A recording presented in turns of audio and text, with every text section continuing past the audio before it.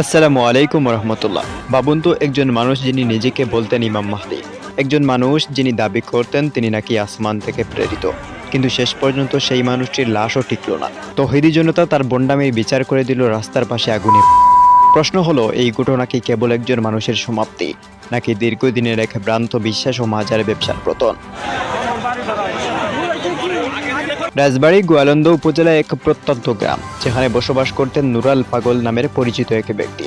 তিনি সাধারণ মানুষ হলেও কয়েক দশক আগে নিজেকে ঘোষণা দেন ইমাম মাহদি হিসেবে। এতে সমাজে সৃষ্টি হয় ব্যাপক বিতর্ক ও বিভ্রান্তি। অনেকেই তাকে ভক্তি করতে শুরু করে, আবার অনেকেই তাকে সরাসরি বন্ড ব্যাখ্যা দেয়। সেই সময় গ্রামবাসীর চাপের মুখে তিনি মুচলেকা দিয়ে এলাকা ছেড়ে যান, কিন্তু কিছুদিন পর আবার ফিরে এসে নিজের বাড়িতে প্রতিষ্ঠা করেন এক তথাকথিত দরবার শরীফ।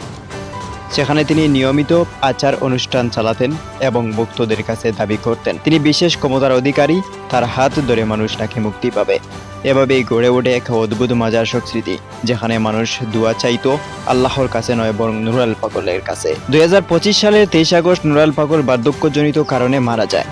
তার ভক্তরা তাকে দাফন করে আলাদা ভঙ্গিতে সাধারণ কবরস্থানের পরিবর্তে তৈরি করে 12 ফুট উঁচু একটি কবর, আর সেই কবরকে বানানো হয় কাবা শরীফের আদলে। এমন দৃশ্য দেখে খুবই ফেটে পড়ে স্থানীয় তৌহিদি জনতা। তাদের মধ্যে এটা ইসলাম বিরোধী, এটা বেদাত, এমনকি সরাসরি শিরকের শামিল। তৌহিদি জনতা বারবার দাবি তুলে কবরকে ইসলামের নিয়মে মাটি সমান করে দিন, কিন্তু নুরাল পাগলের ভক্তরা তা মানেনি। ফলে দুই পক্ষের মধ্যে উত্তেজনা ক্রমেই বাড়তে থাকে। 5 সেপ্টেম্বর জুমার নামাজ শেষে শত শত মানুষ মিছিল নিয়ে দরবারে হামলা চালায়। শুরু হয় ভাঙচুর, অগ্নিসংযোগ এবং সংঘর্ষ। পুলিশ পরিস্থিতি সামাল দিতে গেলে তাদের ওপরও হামলা হয়। আহত হন কয়েকজন পুলিশ সদস্য। সবচেয়ে ভয়ঙ্কর ঘটনা ঘটে এরপর। ক্ষুব্ধ জনতা কবরে ভেঙে নুরাল পাগলের লাশ তুলে নেয়। তারপরে ঢাকা খুলনা মহাসড়কের পাশে আগুনে জ্বালিয়ে পুড়িয়ে ফেলে দেয়। এ ঘটনায় একজন নিহত হন এবং আহত হন অনেক মানুষ। প্রশ্ন আসছেই, এত চরম পদক্ষেপ কেন নিল জনতা? কারণ তারা বিশ্বাস করেছিল নুরাল পাগল একজন বন্ড, যিনি নিজেকে ইমাম মাহদি দাবি করে ধর্ম নিয়ে ছলচাতুরি করেছেন। তার দরবার ছিল বিভ্রান্তির কেন্দ্র, যেখানে মানুষ ইসলাম থেকে সরে গিয়ে শিরক ও বেদাতের দিকে ঢুকছিল। এই বন্ডামি যদি আজ ভেঙে না দেওয়া হয়, তবে ভবিষ্যতে আরও বড় বিভ্রান্তি ছড়িয়ে পড়বে।